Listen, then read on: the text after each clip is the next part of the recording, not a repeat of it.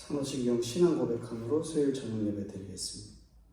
전능하사 천지를 만드신 하나님 아버지를 내가 믿사오며 그 외아들 우리 주 예수 그리스도를 믿사오니 이는 성령으로 잉태하사 동정녀 마리아에게 낳으시고 본디오 빌라도에게 고난을 받으사 십자가에 못 박혀 죽으시고 장사한 지 사흘 만에 죽은 자 가운데서 다시 살아나시며 하늘에 오르사 전능하신 하나님 우편에 앉아 계시다가 저리로서 산자와 죽은 자를 심판하러 오시리라. 성령을 믿사오며 거룩한 공예와 성도가 서로 교통하는 것과 죄를 사하여 주시는 것과 몸이 다시 사는 것과 영원히 사는 것을 믿사옵나이다. 아멘. 기도하겠습니다. 거룩하신 주님, 은혜와 사랑을 진심으로 감사합니다. 저희를 주님께서 사랑하사 천국을 소망하는 하나님의 성도로 부르시고 부활을 믿고 예수 그리스도를 믿는 주님의 자녀로 삼아주신 주님 감사합니다. 저희들에게 믿음의 은혜를 허락해 주셨사오니 이 주님의 주신 그 은혜의 믿음을 결코 잃지 아니하고 하나님 아버지 앞에 잘 지켜 나아가는 저와 성도님들 될 수 있도록 은혜로 함께하여 주시고 인도해 주옵소서. 특별히 사도계인들이 부활이 없다 하며 예수님을 비난하고 조롱하고 시험하는 그들의 발언 가운데도 주님은 하나님의 복음을 그들에게 알려주사 진정한 부활을 깨닫도록 은혜를 주님께서 주셨사오니 오늘날 이 시대에 주님을 부인하고 부활이 없다 하고 기독교를 비난하고 조롱하고 쓰러뜨리려 할지라도 저희는 그 제자리에서 예수님이 자리를 지켜 복음을 끝까지 감당하셨던 것처럼 이 시대의 복음을 든 일꾼으로 흔들리지 아니하고 주님께서 맡기신 사역을 끝까지 감당하여 전하기에 부족함 없는 복음의 일꾼들 될 수 있도록 은혜로 함께하여 주시고 인도해 주옵소서. 이 시간도 필요한 말씀이 저희들에게 있게 하시고 그 들린 말씀이 마음으로나 몸으로나 몸소 행해지는 놀라운 은혜들이 일어나도록 주님 도와주시고 인도해 주옵소서. 시종을 주님 아버지 앞에 맡겨드렸고 거룩하시고 은혜가 풍성하신 예수님의 이름으로 기도드리옵나이다. 아멘. 성경 말씀 보겠습니다. 성경 말씀은 로마서 3장 21절에서부터 31절까지 로마서 3장 21절부터 31절까지 제가 봉독해 드리겠습니다. 로마서 3장 21절. 이제는 율법에 하나님의 한 의가 나타났으니 율법과 선지자들에게 증거를 받은 것이라. 곧 예수 그리스도를 믿음으로 말미암아 모든 믿는 자에게 미치는 하나님의 의인이 차별이 없느니라. 모든 사람이 죄를 범하였음에 하나님의 영광에 이르지 못하더니 그리스도 예수 안에 있는 성령으로 말미암아 하나님의 은혜로 값없이 의롭다 하심을 얻은 자 되었느니라. 이 예수를 하나님이 그의 피로써 믿음으로 말미암는 화목제물로 세우셨으니 이는 하나님께서 미리 참으시는 중에 전에 지은 죄를 간과하심으로 자기의 의로우심을 나타내려 하시니 곧 이때에 자기의 의로우심을 나타내사 자기도 의로우시며 또한 예수 믿는 자를 의롭다 하려 하심이라. 그런즉 자랑할 때가 어디냐 있을 수가 없느니라. 무슨 법으로냐 행위로냐 아니라 오직 믿음의 법으로니라. 그러므로 사람이 의롭다 하심을 얻은 것은 율법의 행위에 있지 않고 믿음으로 되는 줄 우리가 인정하노라. 하나님은 다만 유대인의 하나님이시냐 또한 이방인의 하나님은 아니시냐. 진실로 이방인의 하나님도 되시느니라. 할례자도 믿음으로 말미암아 또한 무할례자도 믿음으로 말미암아 의롭다 하실 하나님은 한 분이시니라. 그런즉 우리가 믿음으로 말미암아 율법을 파괴하였느냐? 그럴 수 없느니라. 도리어 율법을 굳게 세우느니라. 오늘 로마서 3장 21절부터 31절까지 전혀 새로운 길에 대해서 세 가지의 내용을 통해서 살펴보고자 합니다. 어떤 한 성도님이 이 병원에 가셔서 검사를 받다가 간호사가 황급히 달려와서 간암 말기라는 소식과 함께 당장 가서 수술을 위해서, 입원을 위해서 준비를 해야 와야 한다는, 그리고 이제 6개월 정도밖에 안 남았는데 빨리 가서 이 수술을 준비하기 위해서 집에 갔다 오라는 그런 이야기를 했답니다. 어찌 보면 마른 하늘의 날벼락에도 가깝지요. 그래서 얼른 집으로 가서 가족에게도 연락할 틈도 없이 집에 가서 물건을 챙기고 돌아오는 길에 내가 회개하지 못했던 일들이 무엇일까 하나님 앞에 질문도 하고 회개하는 마음이 들었답니다. 이 상태로 하나님 앞에서 괜찮을까? 어떻게 의미 있는 6개월을 보낼까? 그런 생각이 순식간에 스쳐 지나갔죠. 이 생각 저 생각을 하다가 병원에 도착했더니 또 한 번 기가 막힌 일들이 벌어졌습니다. 그 간호사가 죄송하다고 계속 죄송하다고 하면서 다른 사람과의 차트를 잘못 보고 실수했다, 그렇게 말했다는 것이죠. 그렇게 사과하는 간호사의 말에 다행이다 라는 생각을 했다라는 겁니다. 근데 버스 타고 오면서 생각해 보니까 다행으로만 여길 것이 아니었다는 생각이 이제는 스쳐 지나갔다는 거예요. 나이가 이제 거의 50대를 바라보면서 머지않아 죽음을 맞이해야 될 것이다 라는 생각을 했다라는 거예요. 그 순간 머리에서 이제 천국에 대한, 죽음에 대한 연습을 하게 되고 생각을 하게 되었다라는 사실을 이 간호사가 실수를 했지만 오히려 그 간호사를 통해서 자기가 죽음을 한 번 더 생각할 수 있게 되었다라는 것을 고맙게 여겼다라는 것이죠.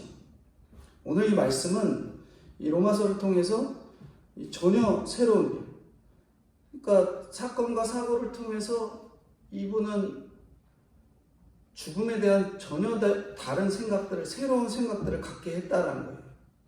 오늘 이 본문을 통해서 우리에게 하나님의 말씀이 천국에 대한 산소망, 죄에 대한 새로운 생각, 우리들이 그동안 지내왔던 잘못된 습관, 습성, 여러 가지 것들을 통해서 새로운 길을 주님께서 말씀해 주신 것들을 살펴보도록 하겠습니다. 첫 번째는 우리가 이 땅에서 행복한 시간, 언젠가는 반드시 끝난다라는 거죠. 우리의 행복한 시간이 언젠가는 끝난다는 거죠.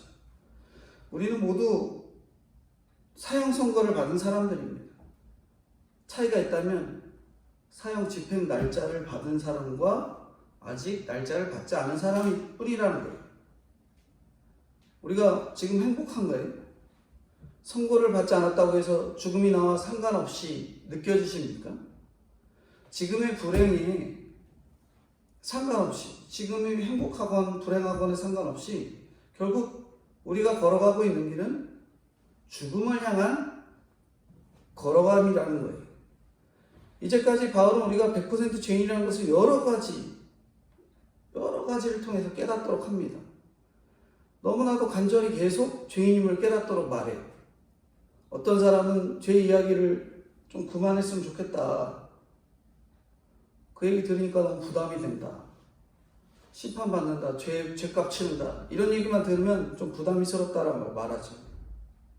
제가 이 앞에서 목회라는 목회자로서 죄 이야기를 안 한다고 해서 우리가 죄인이 아닌 건 아니잖아요.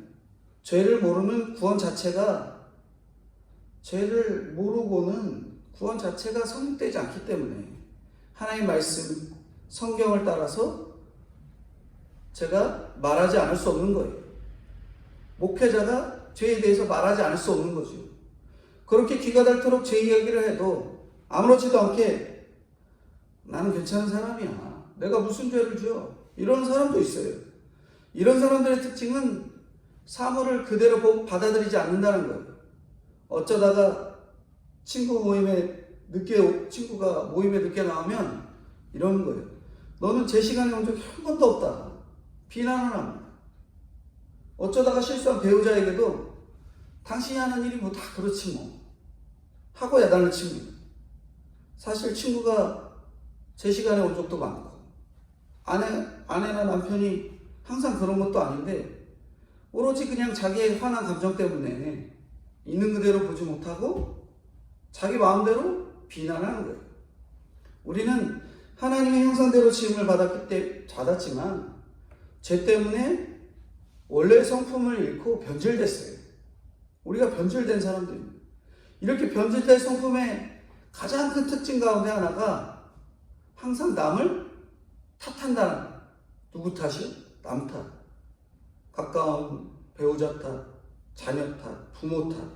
계속 탓하는 거예요. 날씨가 좋으면 기분이 좋습니다. 그러나 우중충하고 비가 오고 폭풍우가 치고 바람이 불면 모든 걸 날씨 탓으로 돌리지요.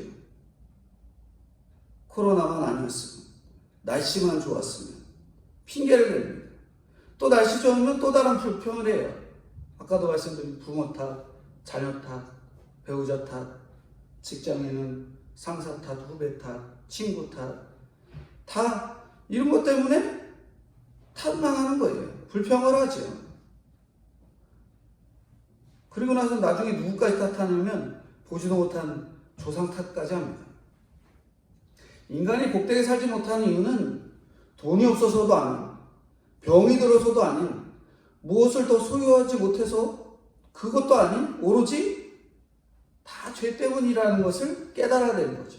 그래서 우리에게는 새로운 길이 필요합니다. 그 새로운 길을 오늘은 뒤에 세 가지 길로 말하는데, 오늘 내일 언젠가 우리 앞에 닥칠 인생의 마지막 순간에 영원한 사망이 아니라 영원한 생명으로 가기 위해서 지금까지와는 다른 길, 전혀 새로운 길이 세 가지로 필요한데, 그 새로운 길 첫 번째가 의의 길이라고 말하는 거예요. 21절인데요. 이제는 율법에 하나님의 한 의가 나타났으니 율법과 선지자들에게는 증거를 받은 것이라. 원어 성경에 보면 이제는이라는 이 문장, 이 단어 앞에 그러나가 있습니다. 그러나 이제는 율법에 하나님의 한 의가 나타났으니, 이렇게 기록되어 있어요. 바울은 이미 의롭지 못한 인간이 파멸과 고생의 삶을 살 수밖에 없다는 것을 심각하게 지적했거든요. 앞에는 로마서를 통해서 21가지의 죄의 목록을 시작해서 의인은 없나니 하나도 없기에 누구도 하나님의 심판을 피할 수 없다라고 말씀했거든요. 그것을 깨닫게 해주는 것이 율법이라고 이야기했죠. 여기에 그러나의 반전이 있습니다. 그러나 100% 죄인인 인생에 그러나 이제는 이 길이 있는 거죠. 어떤 길인가? 율법 외에 한 의가 우리에게 나타났다. 율법 외에, 그래서 율법이 필요 없다는 말이 아니고요. 율법과 상관없이로 해석하면 우리의 죄를 깨닫게 해주는 것이 율법인데, 그것과는 상관없이 의가 나타났다. 그 길이야말로 우리 모두가 사는 길이죠. 사람이 이르지 못했던 의의 길을 하나님이 준비하셨습니다. 하나님은 그 한 의를 율법과 선지자를 통해서 일찍부터 창세 때부터, 창세기 3장 15절을 통해서 여자의 후손이 뱀의 머리를 상하게 된다, 그렇게 증거했죠. 여자의 후손이 뱀의 머리를 상하게 한다는 것은 예수 그리스도에 대한 이야기거든요. 예수님이 요한복음 8장 56절에 너희 조상 아브라함은 나의 때 볼 것을 즐거워하다가 보고 기뻐하느니라 말씀하신 것처럼 아브라함 때에도 예수님은 분명히 나타나셨습니다. 시편 22편에도 예수님은 고난과 죽음에 대한 완벽한 묘사가 있고, 이사야 7장에서도 처녀가 잉태하여 아들을 낳으리니 라는 예언이 있고, 다니엘 9장에서도 예수님이 오실 정확한 기한과 죽임당할 것을 증언하는 예언이 있습니다. 이렇게 하나님은 성경에서 수없이 한 의를 말씀하셨고, 또한 많은 사람이 그 말씀을 들었던 거예요. 우리에게 나타난 하나님의 한 의는 갑자기 나타난 게 아닙니다. 하나님 먼저 율법을 주시고 인간들이 율법을 도저히 못 지키니까 다른 방도를 마련해 봐야겠다. 그래서 준비된 것이 아니라는 거예요. 율법과 상관없이 한 의가 나타났다는 것은 율법을 주실 때 이미 하나님은 한 의를 준비해 두셨다는 의미예요. 아무리 형편이 없는 인생이라도, 아무리 더럽고 악한 것이라도 의의 길에 들어가면 그러나 이제는 이라는 인생이 되는 겁니다. 우리의 삶에 새로운 의미가 부여되는 거예요. 쓸모가 생기는 거죠. 인생이 완전히 뒤바뀌는 겁니다. 새로운 길이 열리는 거예요. 22절인데요. 곧 예수 그리스도를 믿음으로 말미암아 모든 믿는 자에게 미치는 하나님의 의인이 차별이 없느니라. 그러면 이 기가 막힌 의를 우리가 어떻게 얻을 수 있는가? 의라는 한자를 자세히 들여다보면 어떻게 만들었는지 아는 사람이 많지 않습니다. 한자를 만든 중국인도 잘 모르죠. 그러나 그리스도를 아는 사람은 그 까닭을 쉽게 짐작할 수 있는데, 여기에 한자에 보면은 양자 아래에 라 아자가 들어있습니다. 양은 예수 그리스도를 상징해요. 하나님이 출애굽 당시에 애굽의 장자들을 치는 재앙을 주실 때 이스라엘 백성들에게 문설주에다가 양의 피를 바르게 하셨는데, 그 양의 피를 보고 죽음이 피해갔잖아요. 그것이 유월절입니다. 피할 수 없는 죽음의 어린 양 예수 그리스도의 피로 6월 넘어간다는 거거든요. 중국의 한자가 보통 이 사물의 모양을 만들거나 두세 가지 글자를 합해서 새로운 의미를 만들어내는데, 양 아래에 있는 것이 의로울 의자가 된 것은 예수 그리스도의 보혈로 더 씌워져서 내가 의롭게 된다는 뜻이라는 거예요. 예수님이 처음 공생애를 시작하실 때 세례 요한은 예수님을 뵙고 보라 세상 죄를 지고 가는 하나님의 어린 양이로다 말했잖아요. 예수 그리스도는 하나님의 어린 양으로 이 땅에 오셨어요. 6월절 그 밤에 양의 피가 증거가 되어 죽음이 넘어간 것처럼 예수 그리스도를 통해 우리도 사망을 피해갈 수 있습니다. 그것이 새롭게 나타난 의의 길이에요. 그 길은 모든 믿는 사람에게 열려 있습니다. 차별이 없는 거죠. 23절 24절인데 모든 사람이 죄를 범하였으니 하나님의 영광이 이르지 못하더니 그리스도 예수 안에 있는 성령으로 말미암아 하나님의 은혜로 값없이 의롭다 하심을 얻은 자 되었느니라. 우리에게 나타난 의의 길은 내가 찾은 게 아니라 하나님이 나타내신 길입니다. 전적으로 하나님의 은혜이죠. 옛날에는 율법을 지키면 의롭게 됐는데 이제는 예수님을 믿어야 의롭게 된다는 뜻이 아닙니다. 예수님을 믿는다는 것이 의로움의 전제 조건이 아니라는 거예요. 믿음은 조건이 아니라 우리가 의롭게 되는 방법입니다. 나는 아무것도 아닙니다. 믿음은 조건이 아니라 우리가 의롭게 되는 방법인 거예요. 나는 아무것도 아는 것이 없고 값없이 의로움을 얻은 거예요. 이게 핵심입니다. 값없이 의로움을 얻었다. 내가 노력해서 얻은 게 아니라는 거예요. 우리의 믿음이 구속이 아니라 예수님이 우리의 구속입니다. 구속이 값없이 베푸신 은혜이고 이미 일어난 사실이라는 거예요. 보장된 은혜입니다. 내가 믿어야 할 구속의 사건이 생기는 게 아니라, 내가 믿음으로 구속의 사건이 생기는 게 아니라 이미 이루신 구속의 은혜를 믿음으로써 의롭게 되는 거죠. 27, 28절 한번 읽어보겠습니다. 그런즉 자랑할 때가 어디 있냐? 있을 수가 없느니라. 무슨 법으로냐? 행위로냐? 아니라 오직 믿음의 법으로니라. 그러므로 사람이 의롭다 하심을 얻은 것은 율법의 행위에 있지 않고 믿음으로 되는 줄 우리가 인정하노라. 그런즉 전적으로 하나님이 하신 일인데 내가 자랑할 거에 뭐가 있어요? 내가 한 것은 전혀 없고 오직 예수 그리스도의 구속으로 거저 얻은 것인데 믿는다는 것 자체가 자랑이 될 수 있을까요? 내가 예수 믿는 것은 구원의 표지, 구원의 조건이 아닙니다.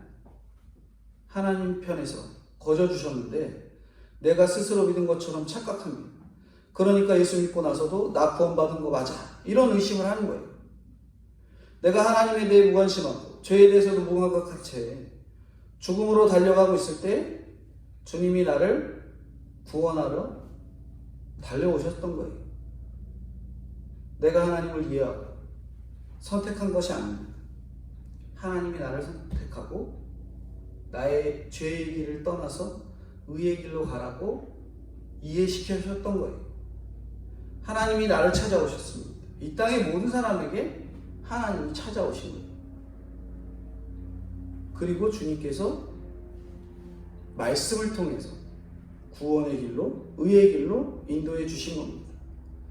전혀 새로운 길 두 번째는 화목의 길입니다. 화목의 길. 25절, 26절인데 이 예수를 하나님이 그의 피로써 믿음으로 말미암는 화목제물로 세우셨으니 이는 하나님께서 길이 참으시는 중에 전에 지은 죄를 간과하심으로 자기의 의로우심을 나타내려 하심이니 곧 이때 자기의 의로우심을 나타내사 자기도 의로우시며 또한 예수 믿는 자를 의롭다 하려 하십니다. 전쟁과 테러, 핵실험, 종교 분쟁으로 나라와 나라 사이에 화목이 없잖아요.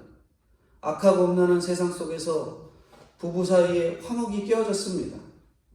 부모와 자식 간에도 화목이 깨어졌죠. 일어나라, 밥 먹어라 외에는 대화가 전혀 없는 가정이 너무나 많다는 거죠. 세대와 세대 사이, 노동자와 사주 사이, 이 지역과 저 지역 사람 사이에도 화목이 깨집니다. 예수님을 믿고 의롭게 될 때 주어지는 가장 큰 복은 화목의 복이에요. 먼저 하나님과 화목하게 된 것이 가장 큰 복이고, 그래서 사람과 화목하게 된 것이 큰 복입니다. 어떤 사람들은 예수님이 십자가에서 예수님 십자가 있잖아요. 세로 먹되는 하나님과의 화목함, 가로 먹되는 사람들과의 화목함을 의미한다고 설명하기도 하는데, 구원을 얻기까지는 내가 한 일도 해야 할 일도 없었어요. 그러나 구원을 얻은 뒤에는 할 일이 있는 거죠. 주님은 나를 구원하시기 위해서 이 땅에 오셨을 때 강요하거나 설득하러 오시지 않으셨습니다. 다만 100% 죄인인 나를 위해서 죽으러 오셨죠. 죽으러. 구원을 받고부터는 나도 다른 사람과의 화목을 위해 죽어져야 합니다. 그것이 구원받은 내가 해야 될 일이에요. 죽어지는 거죠. 죽어지는. 내 자녀가 구원받기 위해서 자녀가 말을 안 들어도 그에게 쓴소리가 아닌 죽어지면서 사랑의 언어로 할 줄 아는 것도 죽어지는 것의 일부분입니다. 사람 사이에서도 길이 찾는 사람은 사람을 감동시키죠. 근데 지극히 높으신 창조주 하나님이 예수님의 십자가를 통해서 우리에게 대한 하나님의 사랑을 확증하셨어요. 하나님이 죄를 간과하셨다는 것은 죄를 지워주신 것이 아니라 우리가 아직 죄인 되었을 때에 내 죄가 그저 있는데도 덮고 지나가셨다는 뜻입니다. 무조건 사랑이죠. 내 가족이 예수님을 안 믿고 직장과 교회가 달라지지 않는다는 것은 나에게 그런 사랑이 없기 때문에가 아닌가 생각해 봐야 됩니다. 화목제물이 되려면 입을 다물어야 하는데 내 잘못에 대해서는 변명이 많고 다른 사람의 잘못에 대해서는 가르치려 들고 그래서 구원이 멀어지는 것은 아닐까 두렵고 떨림으로 돌아봐야 됩니다. 화목제물이 된다는 것은 그 잘못을 방치하는 것이 아니라 대신 책임지는 거예요. 그런 각오로 교회를 섬기고 옆에 있는 사람을 위해 희생하고 나아가는 것이 바로 화목제물이 되는 거죠. 마지막으로 전혀 새로운 길을 세 번째는 함께 가는 길입니다. 함께 가는 길. 29절입니다. 하나님은 다만 유대인의 하나님이시냐 또한 이방인의 하나님은 아니시냐 진실로 이방인의 하나님도 되시느니라. 예수를 믿는 한 사람이 교회를 변화시키고 세상을 변화시킬 수 있는 이유는 하나님이 모든 이방인의 하나님이시기 때문에 그렇습니다. 내게 자격이 없는데도 하나님이 나를 은혜로 의롭게 여기셨다는 것. 값없이 베푸신 구원의 확신이 내게 확실하다면 이방인이라고 모른 척할 수 없습니다. 내게 천국이 확실하면 내 형제, 내 이웃, 그들이 지옥 간다는 게 어떻게 아무렇지도 않을 수 있겠어요? 내 자녀가 지옥 간다는데 어떻게 아무렇지 않을 수 있습니까? 바리새인 율법으로 구원을 얻어보겠다고 금식하고 11조하고 절기 지키는 것 무조건 흉봐서는 안 돼요. 우리는 그들만큼도 못합니다. 금식도 잘하고 시간을 정해놓고 기도하는 것도 부족합니다. 그러나 그들의 잘못은 구원의 초점을 자기들에게 맞췄다는 것이 있어요. 누가복음의 15장에 보면 탕자의 비유가 나오잖아요. 둘째 아들은 아버지의 재산을 미리 달라고 해서 집을 멋대로 나가서 살다가 다 탕진하고 돌아오잖아요. 그와 달리 맏아들은 아버지 옆에서 모범적으로 잘 살았습니다. 그런데 아버지에게 기쁨이 된 것은 맏아들이 아니라 탕자가 되어 아버지 품에 돌아온 둘째 아들이었어요. 왜 그럴까요? 맏아들의 한계는 동생이 돌아온 것이 기쁘지 않다는 데 있어요. 아버지가 맏아들에게 원한 것은 집 나간 동생을 찾아보는 게 아니었을까 생각해 보셔야 돼요. 그걸 모르고 자기 인생만 열심히 잘 살아갔기 때문에 맏아들은 아버지가 잔치까지 열어서 돌아온 동생을 맞이하는 걸 전혀 이해하지 못했거든요. 오히려 원망하고 불평했던 것이 맏아들의 모습이었습니다. 우리가 교회 다니면서도 성경을 읽고 묵상을 해도 잃어버린 형제에게 무관심한 경우가 너무나도 많잖아요. 내 신앙을 성숙시키려는 의지만 불타고 다른 사람의 구원에 대해서는 전혀 무관심하지는 않았는지 우리가 생각해 볼 필요가 있는 거죠. 오늘 말씀을 4가지로 전했는데 결론적으로 우리가 100% 죄인으로서 사형 선고받은 우리가 살아갈 길은 하나님이 열어주신 의의 길일 뿐입니다. 내가 의로운 길을 행해서 의롭게 되는 것이 아닙니다. 의의 길은 하나님의 은혜예요. 그 후로는 하나님이 값없이 주신 사랑으로 내가 화목의 길을 가야 되는 겁니다. 그 헌신과 사랑으로 우리에게 그러나 이제는 이게 뭐예요? 의의 길, 화목의 길, 마지막으로 함께 가는 길입니다. 이 길을 우리가 걸어가야 하는 거예요. 저와 성도님들이 교회와 나라와 모든 민족이 구원의 길로 인도하는 인도자가 되어야 할 것을 힘써야 할 것입니다. 기도하겠습니다. 하나님, 100% 죄인인 인생으로 절망할 수밖에 없는 나를 알았다면 이제는 전혀 새로운 길, 예수를 믿음으로 의롭다함을 받는 그 길로 가는 저희가 되기를 원하오니 주님 불쌍히 여겨주시고 생명으로 인도하는 새로운 길이 저에게 임하기를 간절히 원합니다. 믿음은 조건이 아니라고 하십니다. 주님이 저를 찾아오셨습니다. 주님이 구원을 이루시려고 죄인 되었던 저희를 의롭다 칭해 주셨습니다. 먼저 내가 죄인인 것을 인정하고 그런데도 값없이 주신 은혜를 생각하며 이제는 다른 이들을 구원으로 인도하는 화목제물이 되도록 인도하여 주옵소서.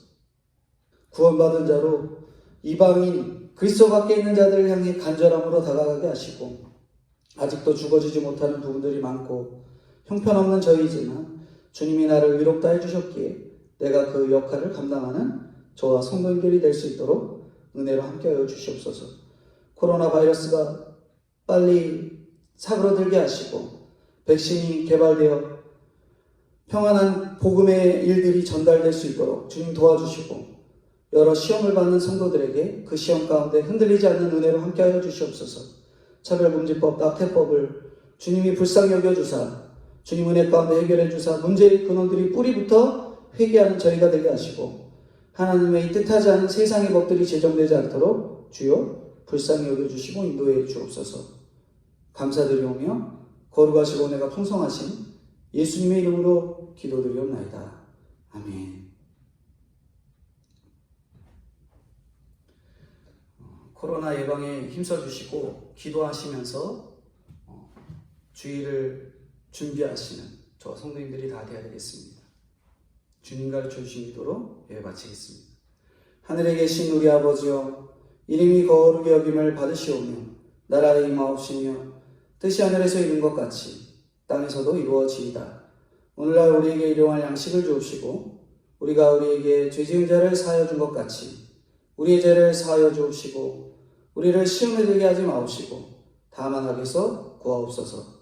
대개 나라와 권세와 영광이 아버지께 영원히 있사옵나이다. 아멘.